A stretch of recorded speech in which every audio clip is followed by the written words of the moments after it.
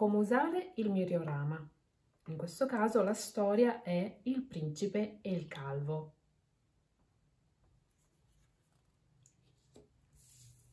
Nel kit ci sono 2 carte.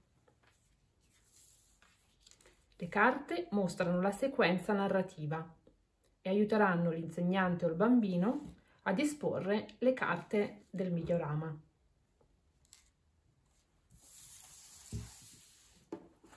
L'insegnante o il bambino possono disporre le carte una accanto all'altra, creando una lunghissima fila perché sono 16 carte. In questo caso, noi non avendo molto spazio, le distribuiremo mettendone 6 e poi 5 più 5. Le carte hanno una linea d'orizzonte comune. In questo modo è come se la scena si svolgesse sempre in un luogo continuo. Questo consentirà poi successivamente di spostare le carte senza che il paesaggio cambi. D'accordo, possiamo cominciare adesso con la narrazione. C'era una volta un re che aveva un fratello. Il primo re aveva 3 figli, il secondo re invece non ne aveva nessuno. Così chiese al proprio fratello di spedirgli il figlio maggiore perché potesse affidargli il suo regno. I 2 fratelli, i 2 re, avevano però un patto. Il figlio che doveva prendere il regno doveva essere molto coraggioso. Così il padre si travestì da orso e lo aspettò. Ma quando giunse il figlio, vedendo il grande orso nero, scappò a gambe levate. Anche il secondo figlio scappò a gambe levate. Così il re decise di non far tentare il terzo figlio, che piangendo uscì fuori pensando all'ingiustizia ed incontrò una vecchia che gli disse: «Non ti preoccupare, vedrai che tutto andrà bene. Prendi l'armatura che era di tuo padre e poi scendi nella stalla dove ci sono i cavalli e fai mangiare loro la brace. Il cavallo che mangerà la brace sarà il tuo cavallo». Così scelse giù e trovò tra i cavalli un cavallo tutto mal ridotto e fu l'unico a mangiare la brace. E proprio quel cavallo, come ebbe mangiato la brace, si trasformò in un magnifico destriero. Il ragazzo allora salì in groppa e partì. E quando l'orso si paventò davanti, né il cavallo né il ragazzo ebbero paura e anzi lo travolsero. Così il padre capì che proprio l'ultimo dei suoi figli era il più coraggioso e dette lui un consiglio: «Mi raccomando, non fidarti mai di un uomo calvo». Il ragazzo partì e fatti pochi passi, ecco che incontrò proprio un uomo calvo che si presentò a lui per diventare il suo scudiero, ma il ragazzo disse assolutamente no.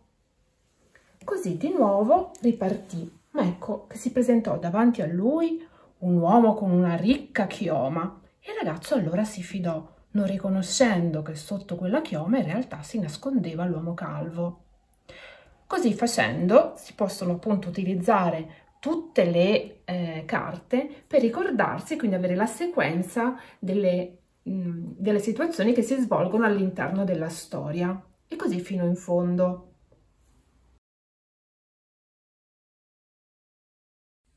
Il miriorama, grazie al fatto che esiste una sequenza narrativa, consente ai bambini di modificare la storia. Quindi nel caso ad esempio anche delle storie partecipative, questo è un ottimo strumento che consente ai bambini di creare una nuova versione della storia. Innanzitutto possiamo scegliere le carte che ci piacciono di più e togliere le altre che pensiamo che non ci possano servire. Ad esempio possiamo togliere interamente il personaggio del calvo.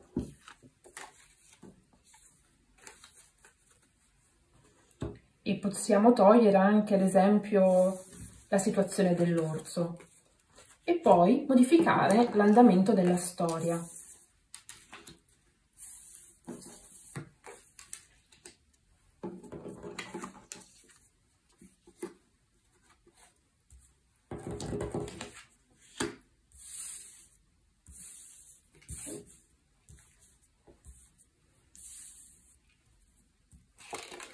Proviamo adesso a raccontare la nuova versione. Ad esempio, c'era una volta un pappagallo blu che era innamorato di una principessa che però era stata rapita ed era stata nascosta in fondo ad un pozzo. Così andò da un re e chiese: «Re, ti prego, prestami uno dei tuoi figli perché possa aiutarmi a liberare la principessa». «D'accordo», disse il re, «ma prima bisogna che superi una prova di coraggio. Ci sono 3 insetti che vivono nella foresta. Magari possiamo chiedere a loro di far fare una prova ai miei 3 figli per vedere qual è tra di loro il più coraggioso». Così i fanciulli andarono nel bosco e incontrarono un'ape, una formica ed un ragno. E ad ognuno di loro gli insetti chiesero di fare una prova. Il più coraggioso fu il più piccolo, che così partì e arrivò vicino al pozzo. Si calò dentro il pozzo e dentro il pozzo c'era l'imperatore rosso, il più cattivo di tutti i cattivi. Ma il principe, che era stato molto molto gentile con tutti gli insetti, ebbe anche il loro aiuto e così riuscì a liberare la principessa. Fine.